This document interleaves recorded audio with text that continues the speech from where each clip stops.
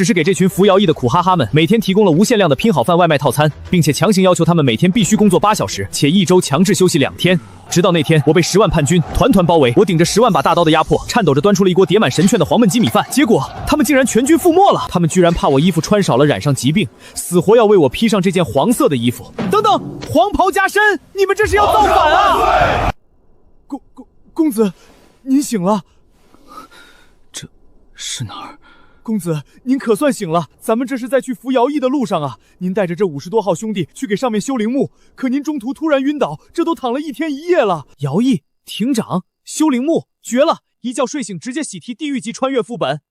最强自助餐系统拼好饭专供版，无限量畅吃 A 套餐2小荤2素菜 ，C 套餐1小荤3素菜，附赠1瓶330毫升小雷碧。公子，您是不是饿出了幻觉？等着，我给您拿吃的。这啥玩意儿？杂粮饼啊，公子，走了10几天，县里发的粮食早吃空了，这2个还是我偷偷省下来的，您先垫垫，等明天到了地头就能领到粟米了。丑是丑了点儿，好歹是古代纯天然无公害食品。凡子，你怎么不吃？公子您吃，俺不饿。放屁！你几天没吃了？没事儿，1、2天不吃饿不死人，俺扛造。唉，巧了不是，哥们儿现在别的不行，管饭绰绰有余。系统，给我来一份 A 套餐 B 套餐，再单批1瓶 C 套餐的雷碧。来，吃这个。公子，这雪白雪白的，是仙人吃的米吗？还有这肉，我的老天爷啊！问那么多干嘛？赶紧吃，吃完我还有话问你。公子您对俺真是天高地厚之恩，俺下辈子做牛做马。闭嘴，再废话饭凉了。公子，这肉您吃。拿走拿走，我嫌腻。好吃吗？好吃，太好吃了，公子！俺活了快40岁，这辈子第一次知道原来粮食能这么吃。在这个命如草芥的时代，也许我的拼好饭系统还真有点用。亭长，七老大这孙子想跑，被咱们几个兄弟逮回来了。老子没想跑，实在饿得受不了了，就想看看周围有没有活物垫垫肚子。放屁！你就是想逃逸。要是真给你跑掉了，按大秦律法，咱们50号人全得掉脑袋。这哪里是活人，这简直就是一群刚从地狱爬出来的饿死鬼。你们就打算这副样子去服徭役，站都站不稳，风一吹就倒。到了地头怎么扛石头修陵墓？亭长，您别看俺瘦，俺骨头里长着肌肉呢，能干活。带我出去看看其他人。齐老大，还不赶紧滚起来给公子带路！你们今天吃饭了吗？公子，咱们赶路太急，粮食早见底了，大伙儿已经2、3天没见过一点带良心的东西了。那这几天靠什么活命？嚼草边啃树皮，运气好能抠点观音土。大伙儿都听着，别的先不提，先吃饭，吃饱了再说其他的。长官把咱们当人看，还给饭吃，别是断头饭或者有什么要命的差事吧？系统，给我上100份 A 套餐，肉菜随机盲盒，立刻马上！各位兄弟，今天每人就这2盒，吃不饱也不多给。你们饿得太久，怕把胃撑破了。等大家身体养好了，以后我管饱。厅长，您交个底儿吧，是不是要带着咱们造反？不造反，干饭！都去给我折树枝当筷子，赶紧吃！天老爷呀，烧肉，白花花的大米，这辈子第一次吃细粮啊！娘啊，您在天之灵看见了吗？你儿子吃肉烧肉啊！看着他们狼吞虎咽的吃播现场，我是真的看饿了。这玩意儿真费牙呀！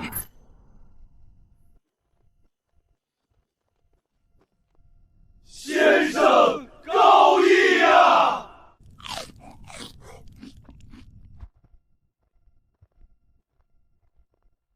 就你们这群病秧子，全都给我去北城挖水居，别在这儿碍眼。北城，那可是死地呀！这正中我下怀。天高皇帝远，边缘化地带，此时不摸鱼更待何时？公子，粮食领回来了，那帮孙子心太黑，按人头该给的粟米被他们克扣了足足2/3。哈哈，扣了就扣了吧。这他娘是啥？用这玩意儿挖水渠？他们是脑子进水了吧？这要挖到猴年马月去。过来，给你个差事，给你8盒 A 套餐，带个兄弟，天黑之前，务必给我找个能遮风挡雨的溶洞。公子，找到了，是个神仙住的地方。我操，妙啊妙啊，这地方简直妙哉！干得漂亮，去把兄弟们都叫过来，从今天起，咱们就住这儿了。兄弟们，明天就要正式开工了，先把规矩立一下。咱们这次是来服徭役的，但我准备实行8小时工作制，不过考虑到大伙儿们身体底子太差，暂时降级为6小时工作制，意思就是太阳出来了，咱们再干活；中午太热就回洞里睡觉，下午凉快了再出去干活。另外，干5天活必须连休2天，刮风下雨不准上工，身体不舒服请假直接带薪啊不带饭休息。公子，老朽活了60载，这服徭役还有给休息的。哦，对了，从今天起每天管饱，1人1天3个盲盒快餐，1天3顿。公子，您说的管饱是真的，还给肉？肯定是真的，就是吃的不太好，1荤3素。其实我还有别的套餐，不知道你们喜不喜欢？不用换，1荤3素，这辈子就磕死在大荤上了。最后一条，7天必须给我洗1次澡，保持个人卫生，听懂了吗？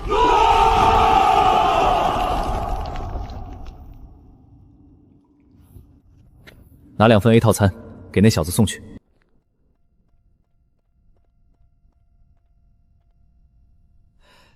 这是我们庭长给你的。不需要，带我见你们庭长。怎么，饭菜不合胃口？请问阁下，您在这荒山野岭中养死士，究竟所图为何？啥玩意儿？养死士？这小子脑不太好使吧？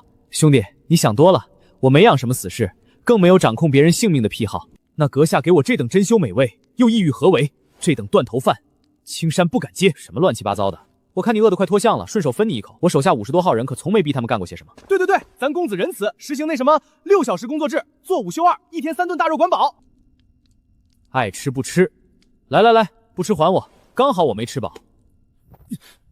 吃，我吃。鄙人刘青山，这条命从今往后愿为公子马首是瞻。行了，赶紧去吃饱吃好，记住，身体才是自己的本钱。小刘，你在这儿干过3年小吏，对这附近的地形熟吗？回公子极为熟悉。附近有竹子吗？有，后山漫山遍野，皆是成材的毛竹。那有湖吗？向南2里地有一处极大的活水湖泊，湖泊周围还分流出了好几条清澈的小河。哎呀，真是得来全不费功夫。公子，不好了，今晚领饭的人少了1大半。怎么回事？病了，大伙儿都倒下了。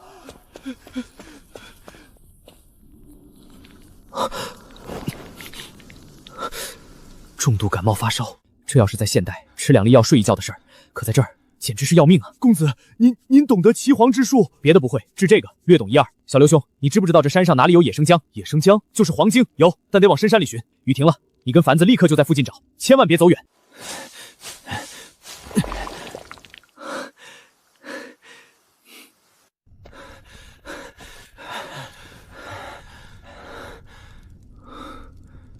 药有了，锅呢？子若是在寻鼎卧，青山道知晓一物。以前这里曾是前朝的营房，后山留着一个极大的石槽。走，带路。系统，给我提取150份 C 套餐，全要雷碧。老天爷啊，一定要保佑这偏方管用啊！喝，这玩意儿能驱寒防病。这等浓烈的甘甜，还有这股游走全身的热气，公子，这难道是神仙喝的仙汤？习惯了，每天活在这些古代人一惊一乍的敌话世界里，我已经处变不惊了。剩下的也别浪费了，全倒进这食槽里，加山泉水，给老子煮一锅杂烩热粥。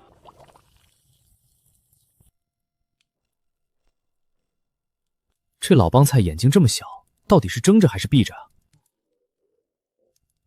大叔，看你这一路风尘仆仆的，估计也没顾得上吃饭吧？来的都是客，要不先整点。原来传闻竟是真的。传闻？什么鬼？这才几天，江湖上已经有了哥的传说。敢问公子尊姓大名？罗布，水煮罗布。原来是复姓水煮，单名一个罗布，好姓氏，好气运呐。行了，行叔，你还是先吃吧。就刚才这3句话的功夫，你肚子都已经响了6次了。那老夫就恭敬不如从命了。一路狂奔至此，确实腹中空虚。大叔，吃饱了吧？现在能说说你找我到底干嘛来了？老夫名叫刘寇，是刘青山的父亲。听闻犬子传信，说此地有仙人出世，特意过来看看。仙人？这绝对是那碗用雷碧熬姜汤惹出来的祸。大叔，你们父子俩真是一个模子刻出来的误会。这玩意儿就是我老家的一种普通饮品罢了。哦，普通饮品也能治好这风寒？哎，不解释了，跟古人解释碳酸饮料，简直就是对牛弹琴。你尝尝不就知道了。一口下肚，竟能顺五脏之气行君臣之礼，这果然不是凡品。得，这下是彻底说不清了。公子，老朽今日前来，其实是有一事相求。多大点事儿？那雷碧你直接带走就行。公子，老生临别前有一句大逆不道之言相告：这天下马上就要不太平了。若公子有朝一日黄袍加身，千万别忘了现在初心，对百姓好点儿。这老头看起来手无缚鸡之力，没想到还是个洞察天下大事的狠劫啊！流寇走后，山里的日子又回到了按路就班的节奏，但随之而来的是一个极其致命的问题：太臭了。再不弄点日用品，这日子真没法过了。不睡觉，你们溜达什么呢？回公子，大伙儿吃得太饱，睡不着，随便散散步。公子，天塌了！家父被皇上处以极刑，家母听闻噩耗，气急攻心，当晚便离开了人世。我那唯一的亲妹妹也在逃难中走散，生死未卜啊！怎么会这样？你爹犯什么事了？家父劝阻皇上不要大修陵墓，言语过激，皇帝气急之下，当朝便下令将家父封建帝制，真他妈恶心啊！那个半个月前跟我面对面喝着冰镇雷碧的人，就因为在朝堂上吵了2句就没了，命如草叶，蝼蚁不如。不仅如此，今年大旱，灾民四起，前天总工程处那边发生了好几起平民闹事，公子，天下大乱了，您得早做准备啊！暴乱历史书上的农民起义。家父绝笔信中交代，命我务必将此物交托于您。他说，您一定用得上。这啥玩意儿？叼了个小毛崽子？这是虎符。家父生前暗中替一位大人物掌管着一支300人的精锐骑兵，剑符如剑人。300骑兵，有这虎符，我岂不是能横着走路了？齐老大，在。挑个腿脚最利索的兄弟，带上6盒 A 套餐，立刻赶往总工程处打探消息。记住，安全第一，发现不对劲，立刻撒丫子往回跑。死人，全是死人，地上淌的血把半座山的草皮都沤黑了。谁跟谁打的？不知道，全死绝了，一点动静都没有，安静的瘆人。马无夜草不肥，人无横财不富，富贵险中求。樊子、小刘，点10个最壮实的兄弟，跟我走一趟总工程处。得益于这1个月拼好饭的疯狂奶贝，我们只用了1天时间赶到了目的地。峰峦如聚，波涛如怒，山河表里同关路。往西都一垂楚，伤心万间惊醒处。兴却百姓苦，亡百姓苦。兴百姓苦，亡百姓苦。公子悲天悯人，胸怀天下，您果然不是池中之物。走，去兵器库。公子，这些人死都死了，衣服也是上好的麻布，要不要扒下来给兄弟们御寒？死者为大，给我管好你们的手，给他们留最后一点尊严。别干看着，掘地3尺，也要给我找出点带铁的东西。公子，找到了！就在我准备打道回府时，在那个偏僻的马厩里，居然还有4匹饿得皮包骨头的战马，隔壁的空地上还停着4辆完好无损的马车，简直天助我也！哈哈哈哈！有了这4辆马车和4匹马，以后拉物资简直如虎添翼啊！厅长，这还有个人。你叫什么名字？你家大人呢？算了，估计是吓傻了，先带回去，等他精神恢复正常了，再帮他找家人。那个门缝后还有把锯子。可以啊，眼尖。系统，开饭。怎么，不饿？吃吃吃！你看我们大家都在吃这个，放心，没毒的。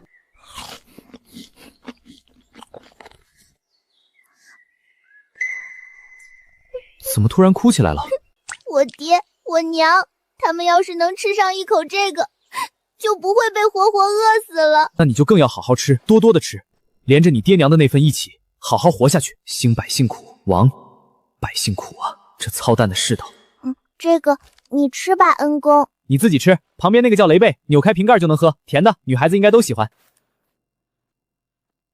姑娘，你自己吃吧。我家公子对这荤鲜不感兴趣，他平时就爱啃那硌牙的杂粮饼，配这个雷碧。我总不能跟他科普我是穿越来的，鸡鸭鱼肉早都吃吐了，现在流行吃粗粮养生吧。兄弟们，外面已经乱成一团，你们也看见了。我打算把所有人的家眷全都接到这深山里，建一个咱们自己的世外桃源。拖家带口回郡阳县，来回得2个月。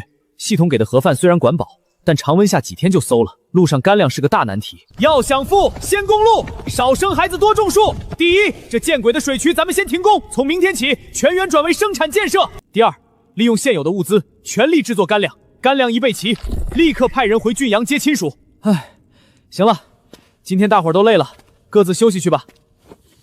怎么把面粉做成压缩饼干呢？哎呦我去！凡子呢？他刚才见我跟着您进来，就笑眯眯走到洞口放哨去了。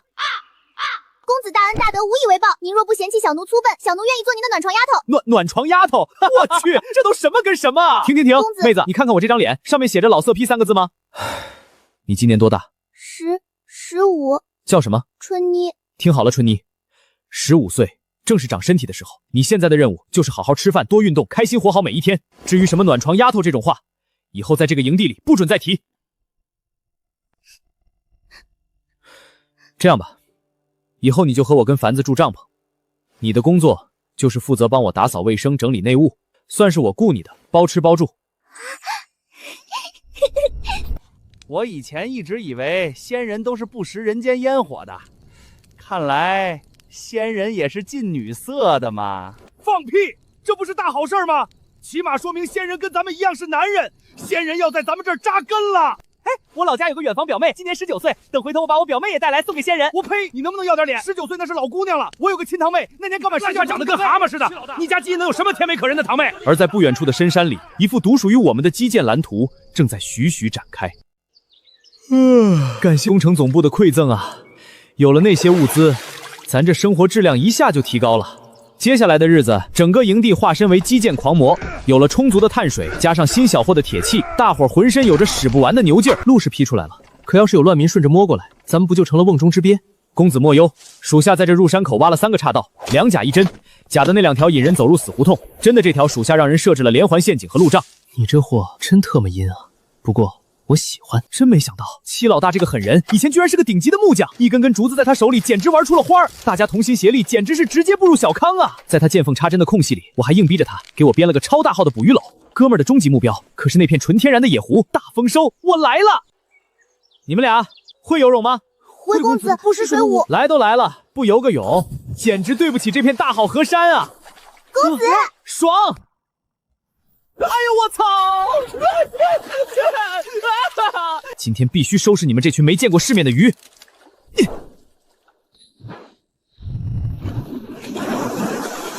嚯，好沉！番子赶紧来帮忙！大丰收！小的扔回湖里放生，大的全用草绳从腮帮子穿起来。凡子哥，你不是说公子菩萨心肠，从来不爱吃荤腥的吗？或许是公子想通了吧，这世道有肉谁不愿意吃呢？老子舍不得吃，老子嫌调料太少的大肉腻得慌。转眼又过了1个月，这个月的爆仓生活简直就像是做梦一样。后山的陷阱接连捕获了3头数百斤的野猪，剥皮后全被做成了一排排蔚为壮观的肉干。去湖边打了好几次重油窝子，米饭肉块都分开烘干，做成了可以长期储存的军粮。老子舍不得吃，老子嫌调料太少的大肉腻得慌。路上千万别省，遇到关卡能花钱花钱。还有，粮食带够了吗？水壶都装满了没？公子，您就把心放肚子里吧。以前半拉馊了的杂粮饼都能硬挺3天。行了，别吹牛了，出发！预祝凯旋！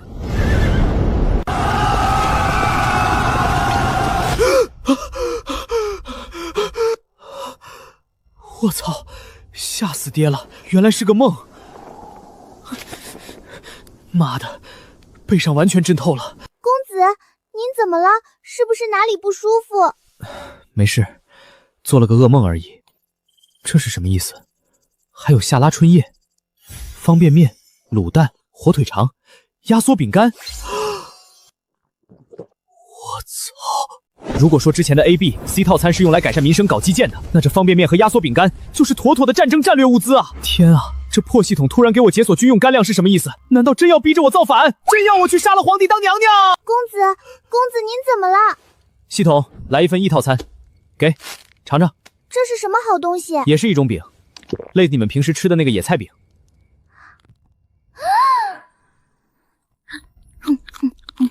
哎，你别吃太多啊！对不起，公子，春妮贪嘴了。哎，我不是这个意思，这饼干遇水会膨胀，吃多了会撑死人的。你每次只能吃一小点，听见没？公子，这一定是仙界的食物吧？对，老牛逼了，这叫人参压缩果，闻一闻就能活360岁，吃一口就能活47000年。误会就误会吧，反正我现在身上披着的神仙光环已经够多了，债多不压身，不在乎多出1个2个的。睡觉。公子，大事不好了！土匪有一伙土匪打进溶洞了！土匪？怎么可能？小刘不是在外面修了路障和连环陷阱吗？怎么可能这么轻松就摸进大本营？俺也不知道啊！这帮人对我们设置的机关了如指掌，连半个陷阱都没触发，直接就杀进来了。现在情况怎么样？兄弟们有伤亡吗？这倒没有，他们没动手，只是领头的人点名说想见见您。见我？刀都架在脖子上了，躲是躲不过去了。大不了鱼死网破，老子现在好歹也有50个肌肉猛男。今日我等路过宝地，实属无奈，借点粮食。当家的若是同意，我们好聚好散；若是不同意，嘿嘿。看着眼前这些举着破树枝的人，说句难听的，我觉得我现在就算不用刀，只要站在他们面前打个喷嚏，估计都能连带着吹倒他们前排2、3个人。这样吧，打打杀杀太伤和气，你们派个人出来和我身边的兄弟掰个手腕，赢了粮食管够，输了你们立刻麻溜的滚蛋。嘿，别比了，老人家，俺怕一使劲儿把你这胳膊撅折了。比都没比，你怎么知道我们比不过？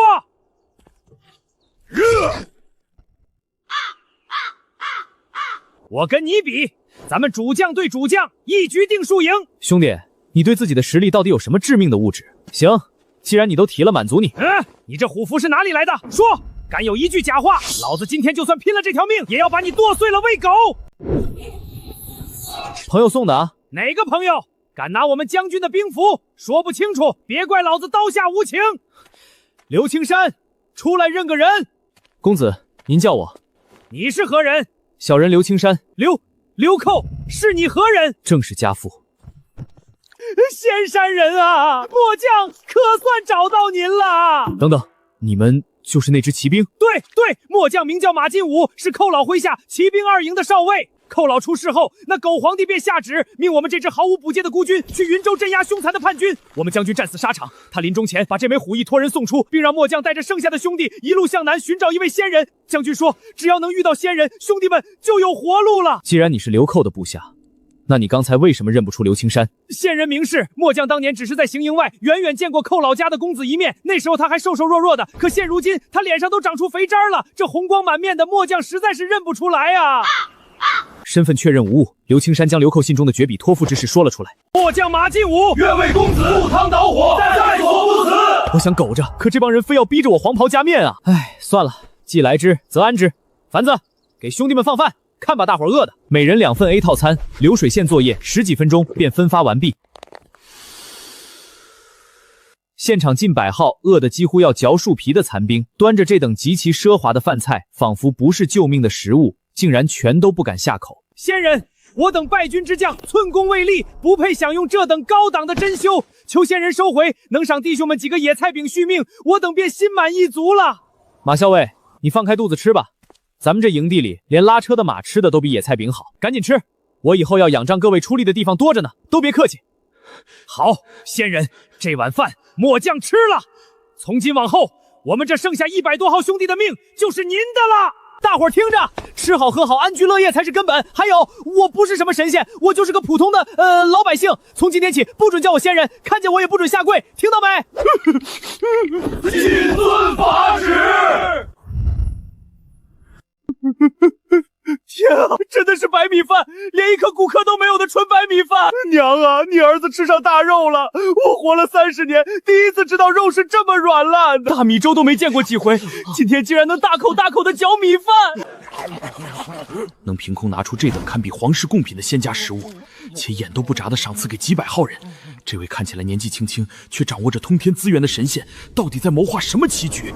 这天下怕是真的要变天了。你们当初饿得风都能吹到了，怎么还能不触发机关，悄无声息摸进溶洞大本营？那入口的真假3岔道和暗桩是寇老自创的御敌阵营，其余团选校尉以上军官必须被属。我一时好奇，就顺着生门摸进来了。外面怎么吵成这样？公子回来了，您派去郡阳县接家属的4个兄弟，把人都带回来了。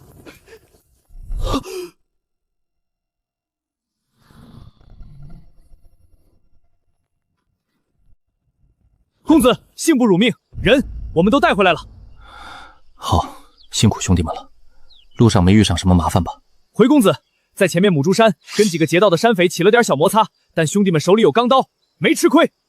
他们能活着走到这儿，看一眼传说中的神仙宝地，也算是能闭上眼了。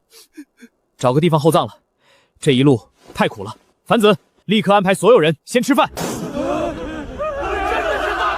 真的是一整盒的纯白大米饭啊！有肉啊！却出城救你一死。哎呦我去！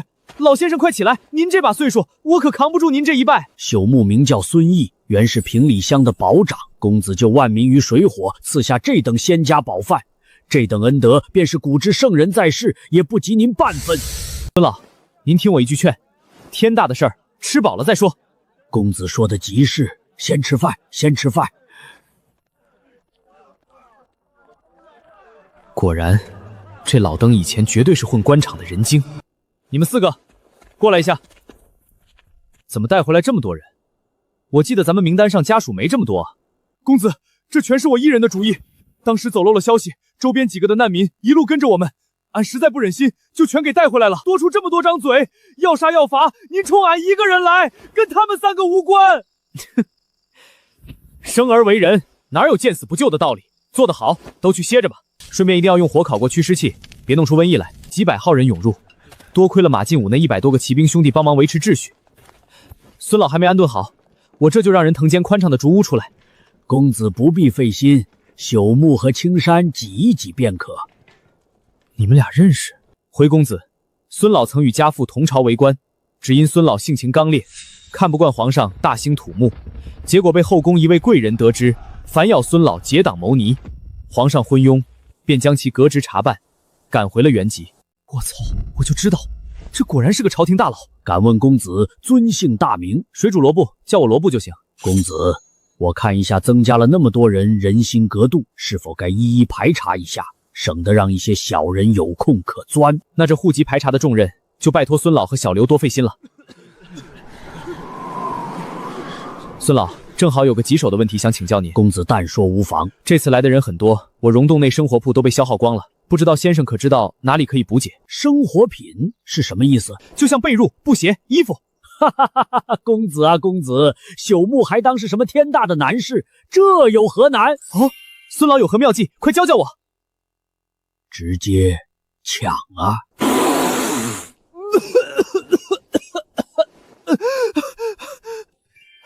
神他妈抢啊！这老头切开绝对是黑的吧？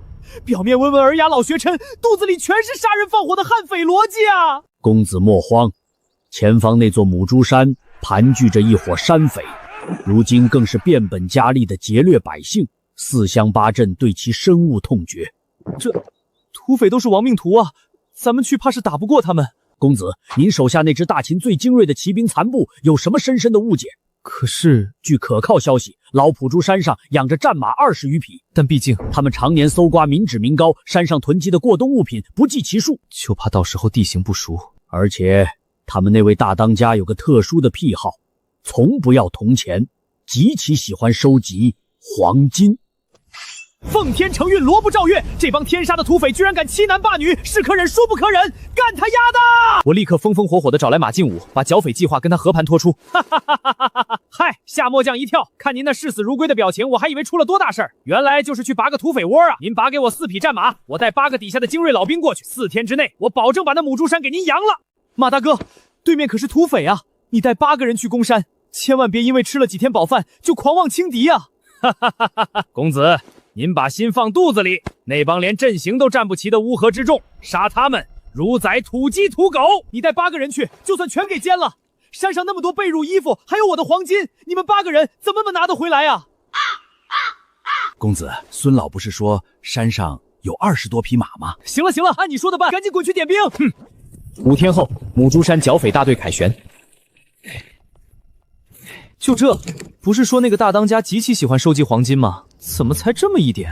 公子，这可不少了。这方圆百里，谁能拿出这些钱财？那是比城里的地主都要富有啊！行吧，你拿去跟兄弟们分了吧，我留着这玩意儿也没啥用。公子，这钱财是万万不敢收啊！那你拿一半。公子，末将该死。公子，这些足够买酒肉犒劳兄弟们了。剩下的您务必留着。这给你自己买酒喝去。凡子滚进来，剩下的给刘青山，告诉他看着营地里缺什么，尽管派人去采买。那啥，兄弟们以前也不是专业干这行的，就是看着能用得上的，就顺手全带回来了。干得漂亮！简直是持家有道，万城之国威震天下。等老子也攒够了1万匹马，哈哈哈哈哈！等等，这咋怕突然冒出什么国不国的？这乱世的氛围简直有毒！孙老，我有个想法。公子请讲。咱们是不是该考虑换个地方住了？公子，你终于要开始了。对啊，总不能一直在这儿闻屎味儿吧？你帮我参谋参谋，咱们换个什么地方比较合适？鄱阳，此地依山傍水，地势险要，前可进兵逼临州府，退可抗击大军，历来都是兵家必争之地。公子若取此地为基，霸业可成啊！不是大爷，谁要去打仗了？我就是想换个宽敞点的地方，改善一下居住环境。上兵伐谋，暗度陈仓。公子以改善居住掩人耳目，实则暗具要冲，高，实在是高。没救了，这老头彻底没救了。公子，我们终于是要开始了吗？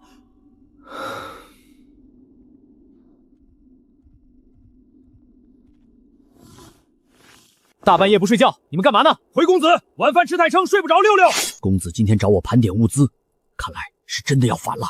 再不反，俺都要疯了！天天吃那大米饭、红烧肉，俺这心里慌的一批啊！阎王爷都不敢给这待遇，谁不是慌的一批？可我今日看公子的神色，似乎还有些顾虑。他在等，公子在等一个借口。借口？像公子这等谪仙般的人物，讲究一个顺天意、利民心。如今我们有粮草、精兵、民心，所谓天时地利人和，全在公子手中。他现在缺的只是一个名正言顺、合适借口。那得是个什么样的借口才行啊？实在不行，咱们造一个。借口始终是假的，万一被发现了咋办？真真假假有何关系？天下大乱，只要有人信，假的也是真的。接下来咱们这样，开城门迎先生，先生来了不纳粮。莫道识人两只眼，挑动黄河天下反。能不能别这么幼稚？你们把我当猪打发吗？假装狐狸现雕的识人，汉末黄巾军的口号，你们缝合的敢不敢再敷衍一点儿？都是成年人，谁还会信这种低劣的封建迷信？公子，外面有一位瘦小的老者主动到溶洞拜访，说无论如何要见您一面。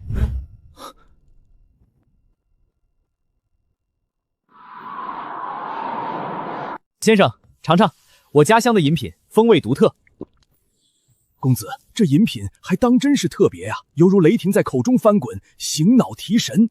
老先生，您还没吃饭吧？实不相瞒，来得仓促，确实已有2日未曾进食了。好家伙，又是一个饿着肚子来谈业务的。看来传闻都是真的。啥传闻？坊间传闻公子乃天人降世，今日老朽亲眼所见，这传闻甚至不及公子的1/1000呀！先干饭，吃饱了再聊。老先生怎么称呼？今日冒险见我，所谓何事？老朽赵存善，鄱阳城父母官，听闻先生寻觅新住处，如今本城正海纳万民，特来邀请先生携众入住。我看天色已晚，山路难行，今晚就在我这凑合一晚吧。公子盛情，老朽本不该推辞，只是随行2名护卫被拦在山下，能否让他们一起上来？这事儿搞的，小刘现在这安保做的也太密不透风了。凡子，去把山下那2名护卫带上来。这饼干遇水就会膨胀数倍，千万别吃太多。果然，无事不登三宝殿。赵老，有难处尽管开口，我罗不绝无二话。日后几百号人搬进坡平城，还得仰仗您多加关照。实不相瞒，坡平城大旱欠收，赋税沉重，早已断粮，百姓成片饿死，恳请公子大发慈悲，协助一二。赵老稍等，这地套餐今天就让他派上用场吧。等3分钟，来尝尝。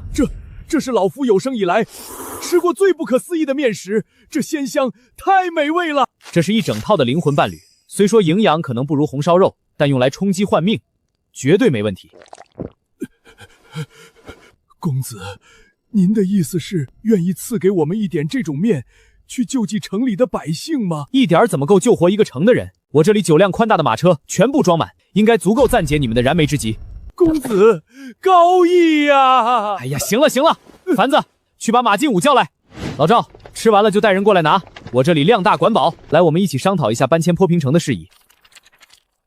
还有一件事，以后营地里给我少搞点什么10人1只眼、狐狸开口之类的封建迷信，幼稚不幼稚？公子教训的是，不过这些可都是天意呀。唉。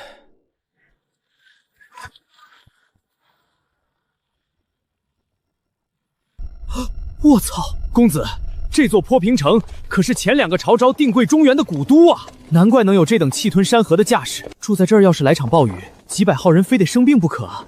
公子，仓促之间只能委屈兄弟们先在窝棚里将就一下。从明日起，木便找城里的老工头带领大家夯土脱坯，正式盖房。抓紧干，务必在雨季来临之前，让大伙儿都能有个遮风避雨的家。公子，您可算来了。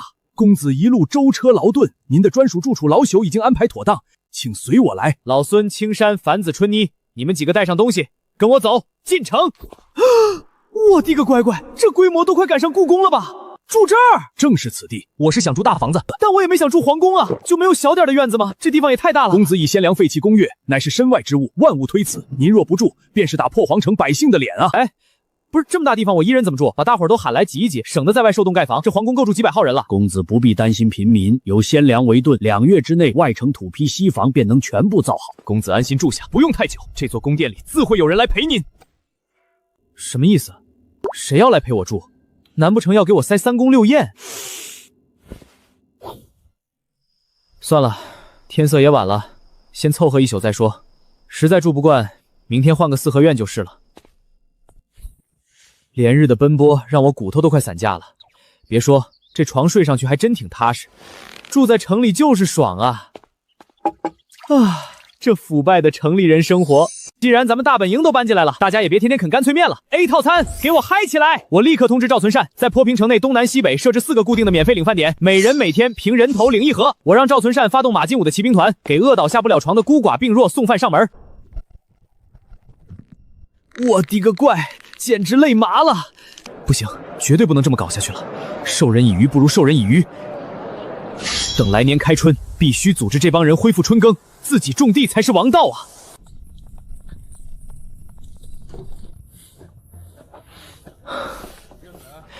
赵老啊，你看，咱们这几百号兄弟也跟着我来了这么久了，是不是该把大伙儿的名号问题给解决一下？名号？对啊，几百号兄弟跟了我这么久，总不能一直当流民黑户，在县衙上了名册，往后经商种地才算合法良民，不是？明白了，请公子放心，此事老夫必当肝脑涂地，办得妥妥当当。这一天终于还是来了，老夫早有预料，今日公子主动开口询问名号之事，便是在敲打我们。乾隆在渊已久，是该腾云九霄了。不就是办个户口本吗？俺们当流民当怕了，公子心疼，求个良民身份，咋就腾云九霄了？蠢货！你见过哪个良民住在这前朝的皇宫大寨？公子说要定名号，那说的是国号。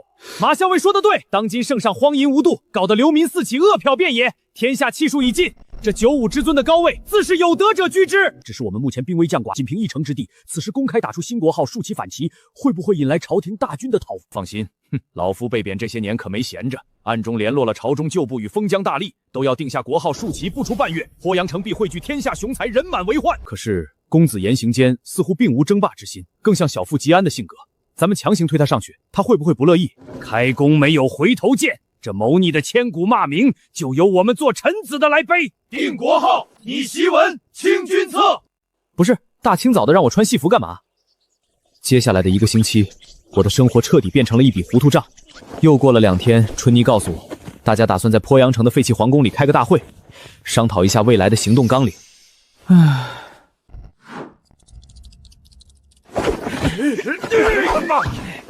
吾皇万岁！万岁！万岁！我操！去你大爷的！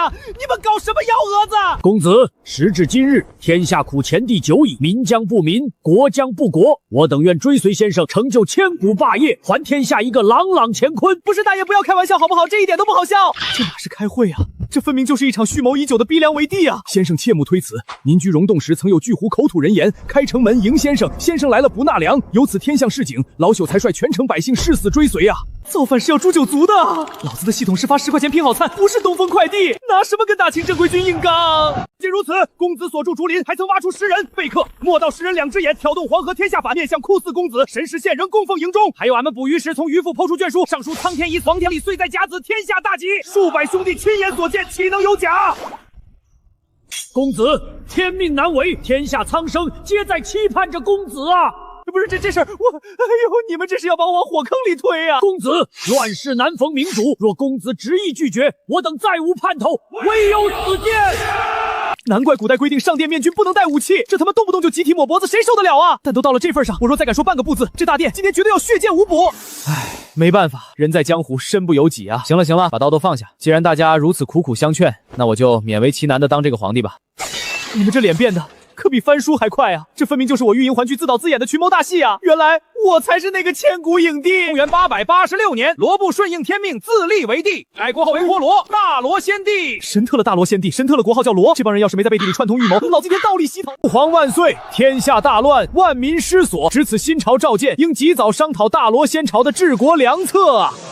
搞毛线啊！一觉起来成皇帝了，底下大臣连名字都叫不全。网上说世界是草台班子，我这哪是草台班子，简直是漏水的破水桶班子啊！算了算了，好歹受过现代大学洗礼，论知识眼界谁能比？既来之则安之，就当开家创业公司当 CEO。我操，这就是权力带来的顶级幸福感吗？关于国策，鉴于咱们现在这个家底，我建议大家先猥琐发育。吾皇万岁！臣等才疏学浅，实在不知这猥琐发育是何等高深的帝王之术。和大家没关系，是我的词汇问题。所谓猥琐发育，翻译过来就是韬光养晦，广积粮，缓称王。吾皇万岁！可是哎呦我操！你丫是不是出门没吃药？哪来这么多废话？不想吃大肉盒饭了？给我记住，吾皇永远是对的，错了也是对的。我有病啊！我他妈就是有病啊！那边怎么了？你刚才想说什么？我都没听清。回吾皇万岁！微臣刚才想说的是吾皇英明，就是这样，对，就是这样。那你走路怎么歪歪扭扭的？刚才那脚受伤了吗？没有没有，臣是刚才听闻吾皇韬光藏晦的圣训，心中太过激动，不小心自己跌倒的。人家敬畏的压根儿不是我这草头班子的皇权，而是我这系统的盲盒快餐啊！哎，这位大人，怎么称呼你呢？吾皇万岁，下官名叫康存民。众人吃柴火焰亮。我大罗仙朝今天刚开张，你们有好的建议都尽管提出来。吾皇能凭空降仙粮救万民，我这点凡俗之见，可不就是坐井观天吧？你枉妃犹是谪仙下凡，为拯救苍生而来，绝有眼先的昏庸君王可比。盒饭要紧，可天下大义，黎民苍生更要紧。我康存民只读了半辈，不能为了一口肉把良心丢了。吾皇万岁，臣要死谏。灾荒数年，早无余粮，连明年的种粮都已吃光。吾皇想韬光养晦，想法极好，可无米之初，就算只想恢复最基本的农作，也万般困难啊！有这么严重？真没别的办法吗？难如登天啊，皇上！只有那些地主的地窖或许还有谷种，即便勉强种下，百姓大半粮食得填肚子，剩下的才能做种，起码要熬上整整3年才能勉强恢复到往年大半啊！那如果结出来的粮食大家全都不吃，全部接着当种子种下去呢？若真能如此，便只需1年，我大罗仙朝的农业便可直接恢复到鼎盛时期。那这不就简单了？但是皇上，这天下80%的良田和土地，我操！你这意思我们接下来要搞的，不会是传说中的土地改革吧？不会吧，老天爷，这么狗血的史诗级分句，真要落在我这草台班子皇帝头上吗？老康，你主管生产，为什么会如此担心农田和谷种的事？下官主管农桑，深知无粮不稳，自然会殚精竭虑。那你懂种地吗？启禀吾皇，下官精通农事育种、牛羊畜牧之法，皆了如指掌。这老狐狸背地里到底是帮我网罗了多少神仙人啊！吾皇，边关防线不可退啊！演练军阵，刻不容缓。妈的，快中午了，天大地大，干饭最大。我尼玛，这小子是我肚子里的蛔虫成精了吗？这职场眼力劲儿也太可怕了吧！那个，今天早朝就先开到这儿，大家站了一上午也累了，先吃饭。想上厕所的赶紧去解决一下，20分钟后咱们准时开饭。啥叫20分钟？啥要叫上厕所？没听清圣旨吗？想上厕所的赶快去，20分钟后开饭。出宫，吾皇的意思是让大家去出宫。哦，你过来，怎么称呼你？回吾皇万岁！小人名叫福喜。福喜，你是太监？回吾皇，小人现在还不是，只要吾皇需要，小人可以立刻是。明日小人就自己动手去把那巫师给……停！千万不要！我警告你啊！你要是敢无礼净身，老子绝对不要你！还好，差点造孽。你这人机灵，以后别乱跑了，就当这皇城的总管，常伴我身边吧。小人叩谢天恩，吾皇万岁！吾皇万岁呀！哦对，总不能让这帮朝廷大员像土匪一样蹲在地上端着饭盒扒拉吧。吾皇可是想赐下桌椅，皇宫内的桌椅大多存放在偏殿的库房，若现在派人过去搬运，起码得耗费3炷香的时间，饭菜怕是要凉了。既然如此，大家就将就一下，席地而坐，就地干饭吧。那啥，福喜，把外面站岗的侍卫小哥也喊进来，领盒饭。得嘞，开吃吧。感谢吾皇赐食，感谢吾皇赐食，感谢吾皇赐食。老子一定要想办法把这动不动就下跪的坏毛病给你们改掉。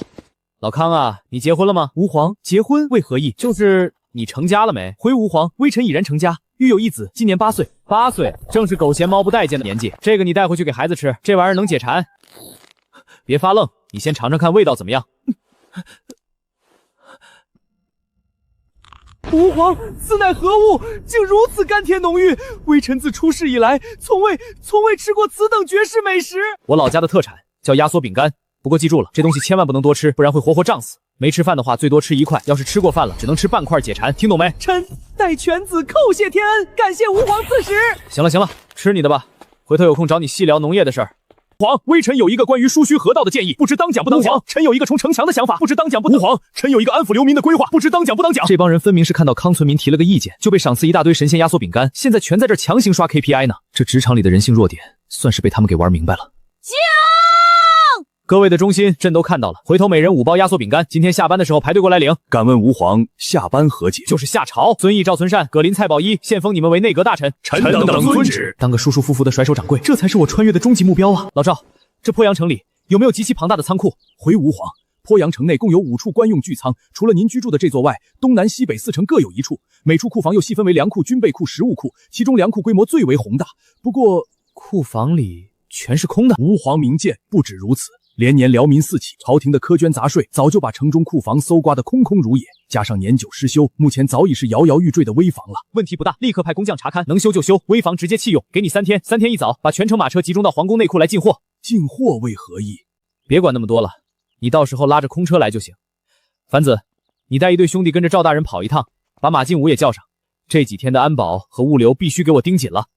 走，带我去这皇宫里的内库看看场地。吾皇，那地方在宫城最深处，荒凉至极，连路都快被野草盖住了。怕什么？去看看，朕有几万吨的生意要处理。这里的建筑业已经发达到这种程度了吗？全是粗壮的原木榫卯结构，连一根铁钉都没用，居然能拔地而起10几米高。感情这古代造房子的基因是不服不行。找死！这可是在古代啊，连抗生素都没有。要是被这野狗咬上一口，染上狂犬病，那我这大罗仙帝绝对是十死无生。万幸，今天算是捡回了一条狗命。我操，你会武功？回吾皇，小人自幼习武，会一点点粗浅把式。那你这武功算不算高啊？也不算太高，差不多有3层楼那么高吧。神特6层楼那么高？你是从周星星电影里穿越过来的吗？孙老子不声不响就给我安排了一个大内第一高手当贴身保镖。福喜，去调集一队可靠的禁军过来，把库房打扫干净，12时辰严密驻守，任何人不得靠近。小人遵旨。吾皇，难道您真的是从天上下凡的仙人？仙人板板，烦死了！老子没时间跟你解释量子力学和系统空间。唉，终于不用每天亲自发盒饭了。朕的大罗仙朝稳了。开玩笑，有这么个彪悍的人形兵器当贴身保镖，这满满的安全感，不在自己的地盘上四处溜达溜达，简直对不起我这大罗仙帝的尊号。吾皇啊，外头兵荒马乱的，吾皇万金之躯，若是有个什么闪失，微臣们有何颜面去见列祖列宗啊？说起来，你们这帮古人才是我的真祖宗啊！论起辈分，穿越来的我在你们面前简直弱到了尘埃里，好吗？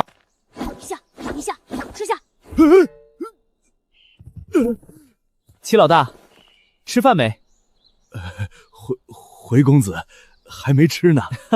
巧了不是？那咱们先吃饭，吃完再聊。公子，以前都是被你照料，小民无以回报，这顿饭我请公子吃啊！你请我？行，恭敬不如从命。那我今天就在你这儿好吃一顿大餐。老婆，快，赶紧生火烧水，把家里最好的碗拿出来，公子要在咱们家吃大餐了。公子久等了。叫你家老婆和孩子过来一起吃啊？不用，他们妇道人家在后厨对付一口就行。公子您趁热尝尝。我操，16啊！这他妈是方便面，味道绝对不寡淡，口感上竟然没有一丝一毫的违和，甚至极其惊艳的突出了层次感。这破面居然还能上升到这种高度，公子是不是不合胃口？不是，简直太好吃了！我从没吃过如此绝妙的美食。公子爱吃就好，公子您再多吃几碗啊！是不是嫌俺家碗脏？我这肠胃就这样，吃一点就饱，没那干饭的福气啊。公子若是无福之人，怕是这天底下个个都是倒霉断了。七老大，我一直没想明白，这面条的调料就那么小小一包，你加了这么大一盆水和菜，怎么吃起来还是这么有滋味啊？公子有所不知，咱们这鄱阳城啊，地下产井盐，俺往那面汤里可是抓了一大把青盐，这菜炖出来能没滋味吗？鄱阳产盐，在古代，盐不就意味着朝廷的钱袋子，是招兵买马的终极外挂呀？我原本以为自己只带着一个盒饭系统，没想到这鄱阳城底下居然还埋着一座金山，原来是这样啊！这下朕的大罗仙朝不仅有饭吃，还要发大财了。七老大，去把你老婆和孩子喊出来见一面吧。听当家的说，公子喜欢吃这野菜饼，这是民妇亲手烙的。公子若不嫌弃，带在路上吃。来而不往非礼也，拿了人家的手工特产，哥们儿这大罗仙地总不能白嫖吧？系统，把刚才没发完的套餐全给我提出来。这盒饭不能放太久，吃不完你就分给左邻右舍。至于这个压缩饼干，一次性绝对不能吃太多，会把肚子活活胀破的。公子万万不可啊，这太贵重了，小民就是10倍做牛做马也不敢收啊。拿着，咱们以前都在一个工地搬过砖，都是熟人，客气啥？公子，还有个极其要紧的事儿，您先等我一下。什么事儿？你说。您就坐在这儿，千万别走啊！俺去就来。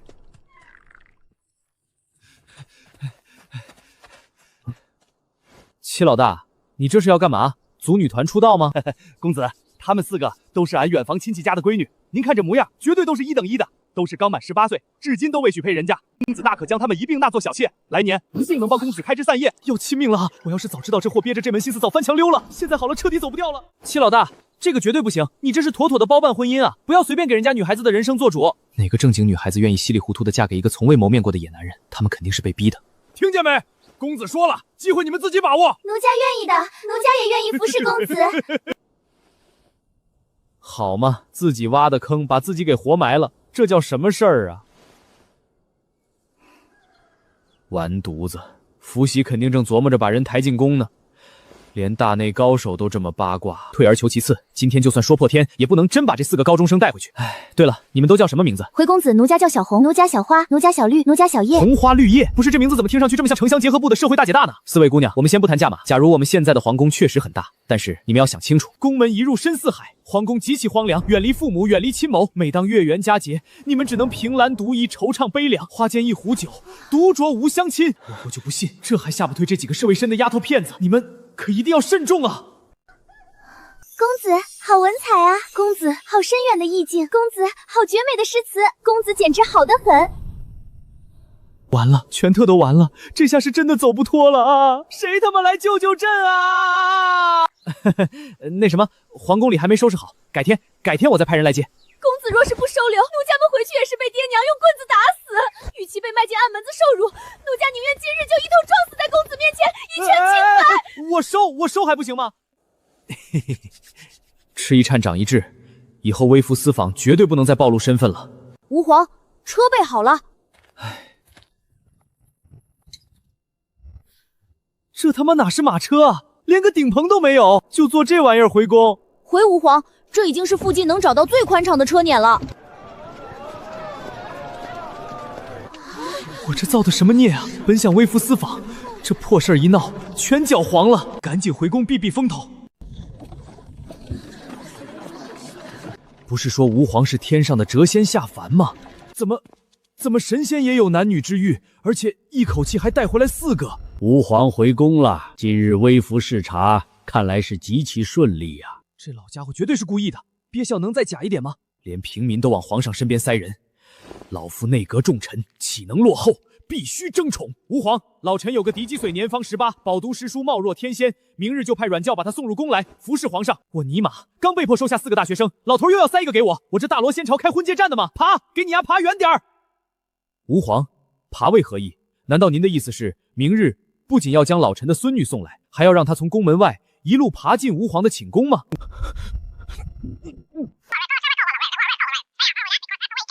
靠口水都说干了，终于把这几个姑娘的来龙去脉说清楚了。老葛啊，老葛，你把你那颗想送孙女爬进宫的政治投机心给我收一干好吗？春妮儿进来给这几个女孩安排下榻的偏殿先住着。今天这又是逼宫又是塞人的 ，CPU 都快烧干了，是时候好好商量一下猥琐发育、广积粮的核心国策了。赵老，你是鄱阳的地头蛇，这城内底子最厚的地主有几家？地主何解？就是那些有钱、有粮、有大片良田的豪绅。启禀陛下，鄱阳城五大富妇，柳家势力最盛，良田千顷，更霸着方圆百里的盐泉和最大镖局，嚣张得很。等会儿，盐铁向来不都是朝廷官府中营的吗？一个地方豪绅，怎么敢私自经营盐泉？陛下有所不知，柳家在鄱阳城比官府还像官府。第一代家主曾替某位皇子干过见不得光的买卖，逃了第1桶金。后来那皇子登基，竟荒唐地赐下金书铁券，特许柳家养私兵，贩私盐。哼，原来是有免死金牌啊，来头不小。不仅如此，鄱阳城周边9县27乡，柳家的黑白生意像蛛网一样早就渗透了，镖局遍布全国，结交的江湖草莽数都数不过来。这柳家在百姓心中风评如何？欺男霸女、兼并土地、伤天害理之事，柳家罄竹难书。那这柳家存粮多吗？击鼓烂仓，陈粮压着新粮，宁可发霉也不肯低价赈济灾民。地呢？陛下，您现在的这座废弃宫殿，曾经都被柳家强占去当过跑马场，这下麻烦了。柳家是垄断巨头，养着私军，牵一发而动全身，真动起手来，我这草台班子扛得住吗？陛下，可是有什么极其难办之事？朕就是想找着柳家借点地，借点粮做启动资金。找柳家借？陛下，是烦恼那柳家不愿借？人家势力那么大，要钱有钱，要人有人，还有绝世高手坐镇，这事儿不好办啊！你们笑什么？陛下多虑了，在老臣看来，此事极其简单。很简单，雷霆雨露皆是君恩，只需给柳家钱粮降下一些赏赐便好。赏赐？我拿什么赏赐？我都快穷得叮当响了，总不能赏他们泡面吧？赏赐他全家不死。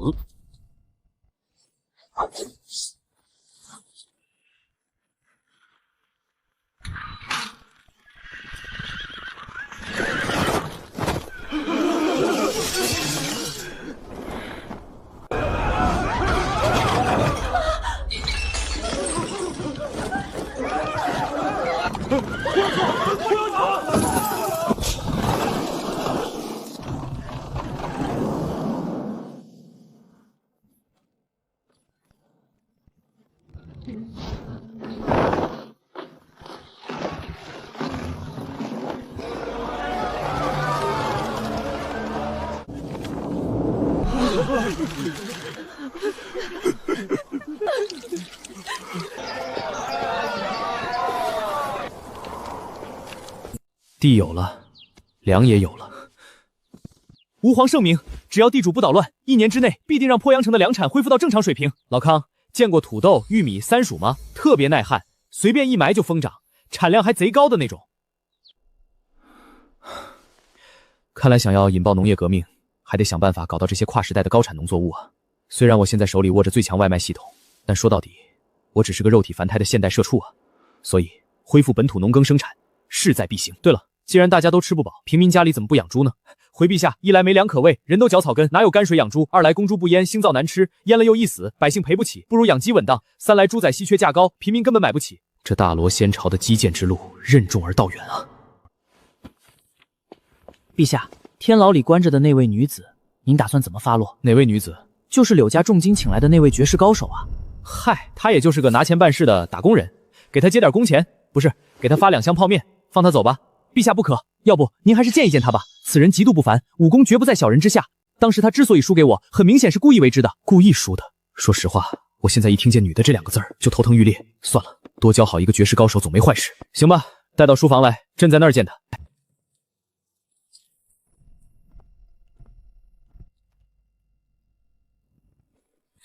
大罗仙帝，民女冤枉啊！我操！怎么又要开始古代苦情剧的固定套路了？民女薛红梅自幼随父徐建，那年父亲秉公刑法被陷害，上吊砍死在死牢之中，母亲悲愤撞柱而亡。民女凭一身拳脚翻墙杀出血路，才逃出升天。自此，民女像条丧家犬，路过鄱阳，听闻有仙人将士救民水火，便在柳家当护验，只等时机投靠明主，为爹娘报仇雪恨。前些天民女打探到您在城中海选，民女觉得时机到了，想去投奔，谁知撞见了您旁边这位高手，他二话不说，一记闷棍给我打晕，像绑猪箩一样撸了回来。明人真的是来投奔您的，并非柳家死士，更无半点异心啊！嘿嘿，身边凭空多出个顶级女保镖，这等天上掉馅饼的好事儿，谁不愿意？赶紧把人家姑娘扶起来，顺便把镣铐打开。不劳这位总管先生大驾，民女自己来。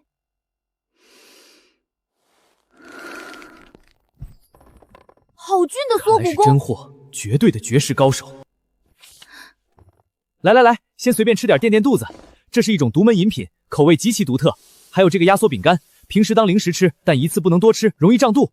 这大罗皇帝好怪，一点帝王的威压都没有。陛下赐食那是天大的恩典，你还不谢恩，傻愣着干嘛？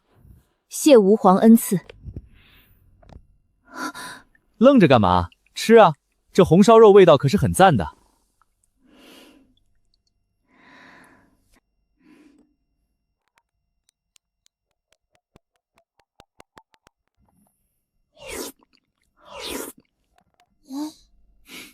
光吃干的噎得慌吧？那个雷碧，你尝尝，极其特别。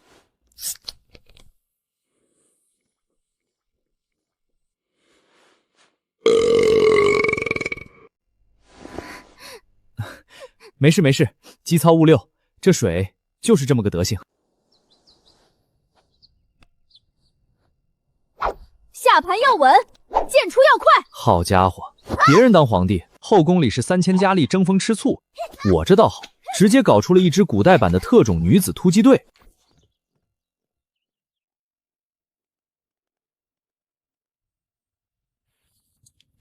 陛下，天下大乱，臣有极其紧要的军情启奏。草莽红九率流民揭竿而起，连扩4城，拥兵10万。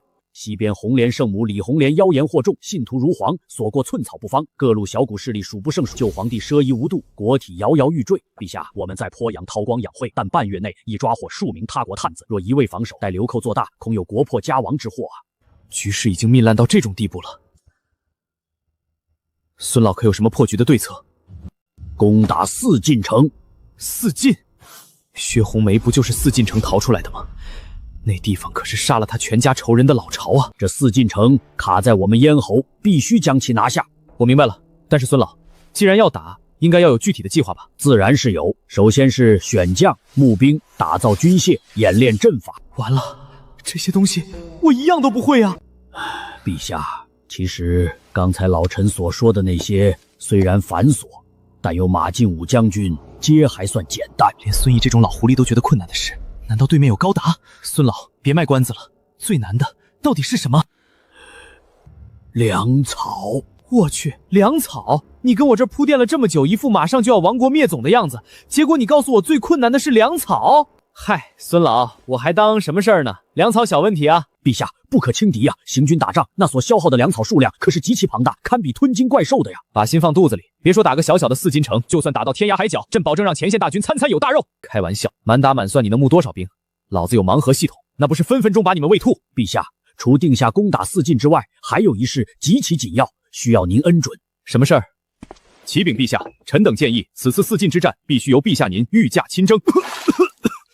我懂了，我全他妈懂了，这帮老阴魄在这等着我呢。朕御驾亲征。陛下，此次若是陛下亲率大军凯旋而归，这是定海神针般的壮举啊！我懂了，这4个老狐狸是非要亲手把我推上那个铁血帝王的宝座。好，就这么定了，朕御驾亲征。我有糖，有盐，有肉，现在连自热技术都有了。4京城的孙子们，打不死你们，老子耗也耗死你们！陛下圣谕，全军平身！同志们辛苦了！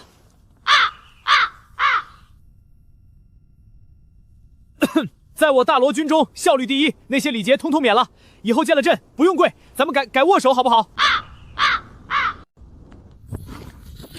算了，行动胜过语言。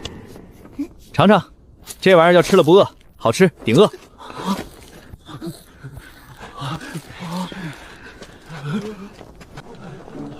老张，你说这发食物我可以理解，但这摸手是何意？嘘，你小声点。你没听说吗？陛下进城时带回来5个妙龄女子，知道啊？举城皆知，陛下艳福不浅呐。据我所知，那些女孩直到现在竟然清清白白，毫无男女之实。你是说，咱们陛下他其实好的是那一口龙阳之好，断袖之皮？极有可能。妈呀，那我一会儿见了陛下，是不是该把胸脯挺起来点儿？大家一起吃。陛下恩赐，全军共食。陛下恩赐，共食。老天爷，我这辈子从未吃过如此味美的东西。妙哉妙哉！成何体统！陛下还在台上看着呢，交头接耳，队列混散，我大罗君威何在？敬！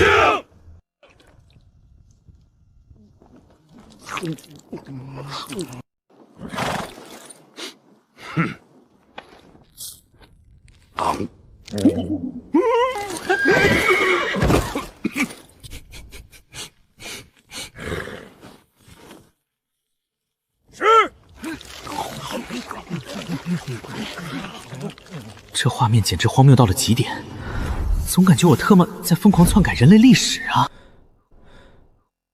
兄弟们，从今天开始，只要有朕在，让你们顿顿吃饱，顿顿吃好。只有养好了身体，才他妈有战斗力。吾皇万岁！谢主隆恩！谢主隆恩！谢主隆恩！谢主隆恩！我承认，此时此刻的我彻底上头了，彻底激动了。为了部落 ，Loktar Lobo！ 为了部落，部落是哪路神仙？不对，你肯定听错了。吾皇说的是为了大罗。那后面一句又是什么意思？什么杀戮的萝卜？胡说八道！我内力深厚，听得真切。吾皇喊的分明是肥耳鹰的猴。我操！刚才血往上涌太激动了，下意识就吼了一句这个时代根本不存在的文化符号，这让我怎么圆？只要我不尴尬，尴尬的就是别人，绝对不解释。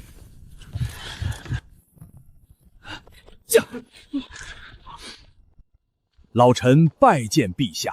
不知陛下前几日时赏赐给将士们的那种神物究竟为何物？哦，你说驾力架啊？我家乡的一种小零食，赵老要吃吗？陛下，此物您手里可多？赵老怎么突然问起这个？陛下，此物乃是用极其精纯的蜜糖熬制而成，在某种意义上来说，它等同于货币呀。货币？战争打的是什么？是兵马，是粮草，打到最后不全特玛是钱？假说我有极其恐怖的铸币权，这天下还有什么样的战争打不赢？不好意思了，各位。哥们儿，我正好毕业于国际经济和贸易，看老子如何利用现代金融知识，把你们这帮人玩弄于股掌之中。赵老，传旨，鄱阳城内及周边，每人免费派发3根价力棒，告诉百姓，此乃仙家秘制蜜糖，味美耐存。老臣遵旨。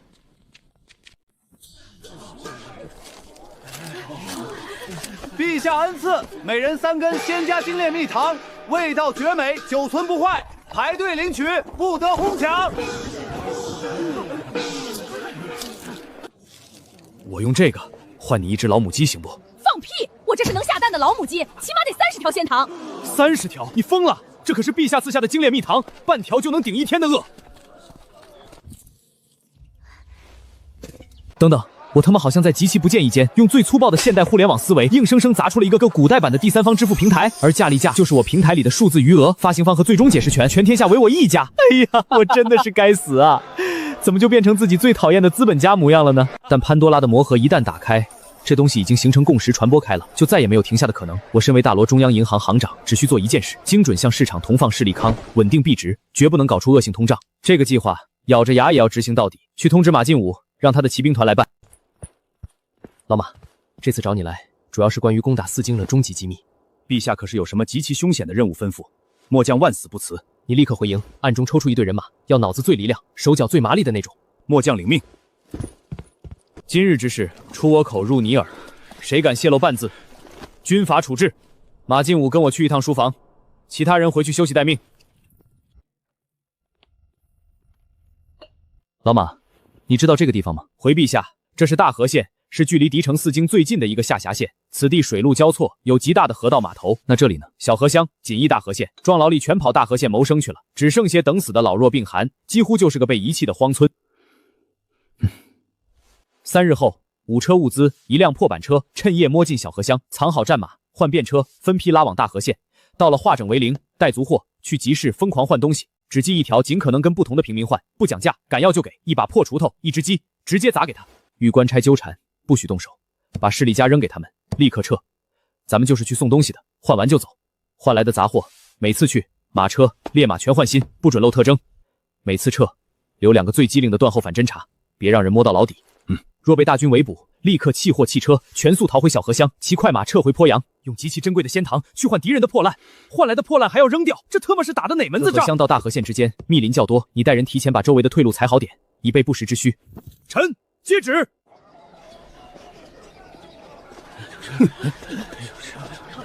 别硬换了，拆开，免费给他们尝。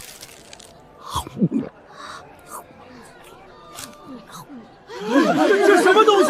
给我也尝一口。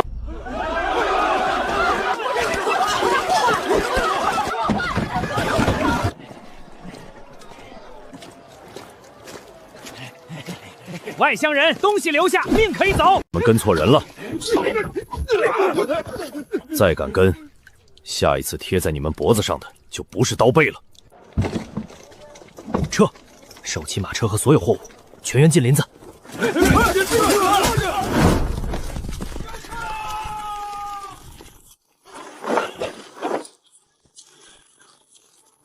军爷，小的真不认识他们，就是这2天刚来做买卖的新面孔。大河县水路人多，每日来来去去，小的哪记得住啊？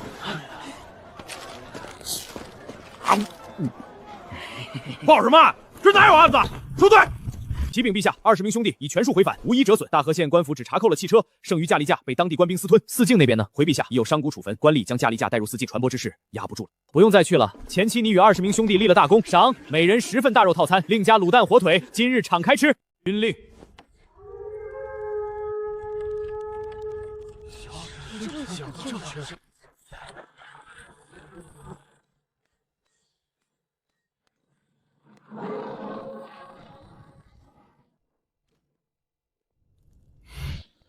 我刚刚解锁的 F 套餐自热米饭，我还一份都没动过。这种连火都不生就能吃上热饭的战术级口粮，绝对能给敌人一个终生难忘的惊喜啊！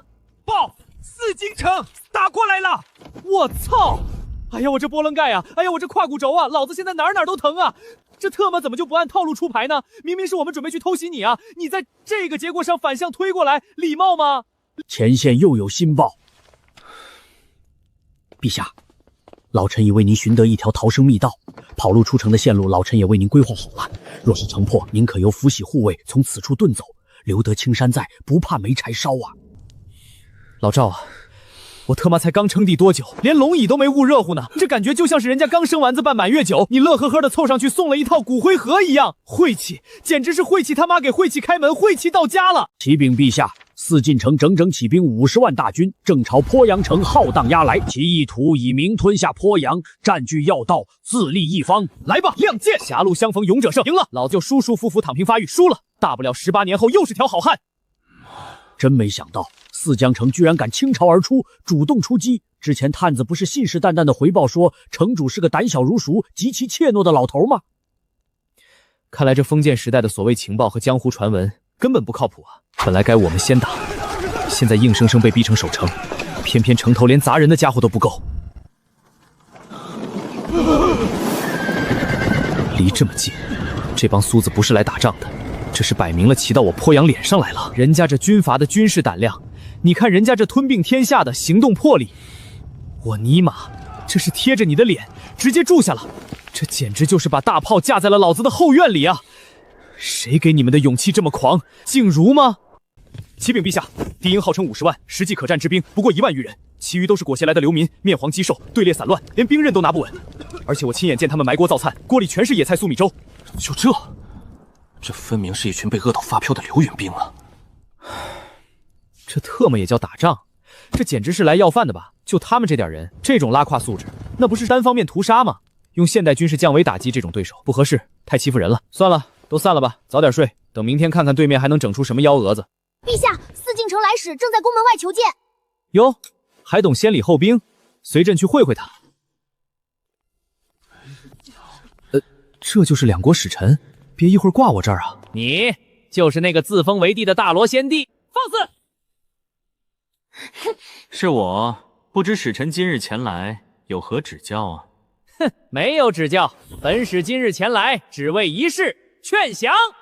数字狂妄！我今日为此何教一法？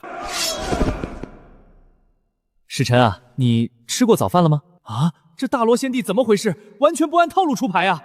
要不这样，我看你也挺虚的，咱们先吃饭，吃饱了才有力气聊劝降的事儿。哼，哼，想用这点嗟来之食腐蚀本使气节。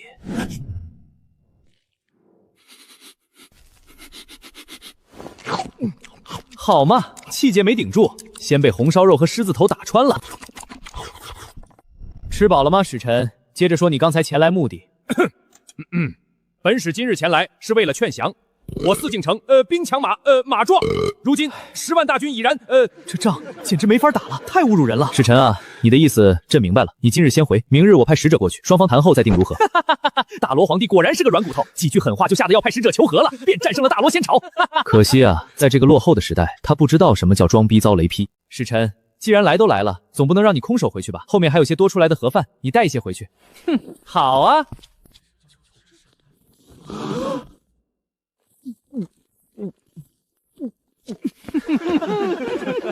赵老，能否帮朕找个看起来唯唯诺诺、胆小如鼠，但又要绝对靠得住的人？朕有大用。陛下何必舍近求远？樊子不就是最合适的人选吗？对呀，把樊子叫来。算了，让他直接去御书房等朕。老马，去给朕预备一些铁皮卷的喊话筒，回头有大用。末将领令。我操，樊子，你怎么胖成这样了？回陛下，跟着您顿顿红烧肉，吃了睡，睡了吃，不知不觉就发福了。哼，正好。朕有个极其艰巨的卧底任务要交给你去干。陛下尽管吩咐，上刀山下火海，俺们绝不皱一下眉头。不，没那么夸张。你明天代表大罗先朝拉一车盒饭去4进军营，记住，全程给朕装傻充愣，不管他们问什么，你都只回一句好的好的。送完饭立刻滚回来，绝不多待1秒。小臣领旨。来者何人？推的什么东西？好的。你可是代表大罗前来投降的使臣？好的。啊，可曾带来你们皇帝的降书顺表？好的。你这行货，张口闭口只会说一句好的，莫不是故意在此戏弄本王？就不怕本王嘎了你？皇上息怒，杀了他反脏了您的宝刀，不如放他回去，彰显我军天威。滚！近臣都这般窝囊德行，大罗军还能有个屁的战斗力？要不是公子不让俺动手，俺早干死他丫的鸟王了。就他身边那几个细胳膊细腿的，俺一口唾沫都能喷倒。哎，真不知公子到底是怎么想的，还倒贴一车盒饭。诸位，这大罗使臣的丑态你们也看到了，他们必定是一群草包。没错，那大罗皇帝连个正经使臣都派不出，果然是一群插标卖首的蝼蚁。传本王令，3日后攻打鄱阳城，先入城门者赏银1两，若能活戳皇帝者，本王赏银5两。去！我操！谁在骂我？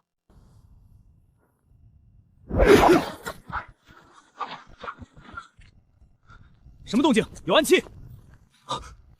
老天爷，是加力拔！这东西在4进地下黑市，10根就能换1两白银。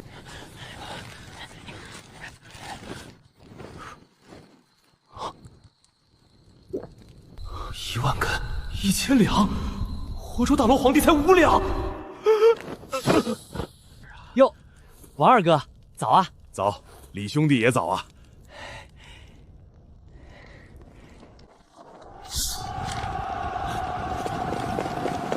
还得是古人诚实啊！开打还要先写封信通知你，喂，我要来打你了，请准备好挨揍哦。算了，不拿现代那套欺负这帮老实人，实在没什么成就感。欢迎来到大罗保卫战，敌军还有1天抵达战场，请做好准备。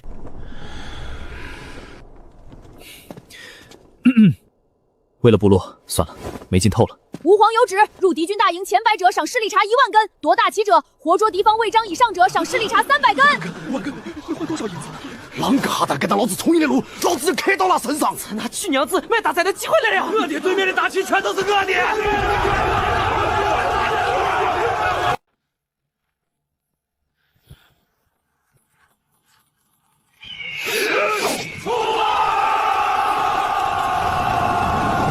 陛下，自古两军冲锋不都该大喊杀吗？我军将士喊的都是冲啊！滚开！别挡着老子去抢前100名的价力价名额！滚开！别挡着老子去城门投降，领1000根价力价！这也能叫打仗？这可是敌军的王撵啊！你们瞎了吗？本该载入史册的国战，就这么结束了。伤亡倒是有，可全是跑太快摔倒的和被踩踏的。谁说绝世女侠没有春天？在绝对的资本面前，高冷人设也得碎一地啊！纯特的有病！换算汇率，搞地推，连祥维金融站都搬出来了。明明让马进武带500重骑一冲就能平推的局，我居然把资本主义大杀器全用上了。这就好比用核弹去炸几只啃树皮的蚂蚁。毁灭吧！朕想静静。吾皇圣明，吾皇圣明终于安定下来了。经历这么多事情，真的太累了。各位爱卿，以后大大小小的破事儿，全部由4大内镇全权处理，谁也别来烦朕。朕打算好好休息一下了。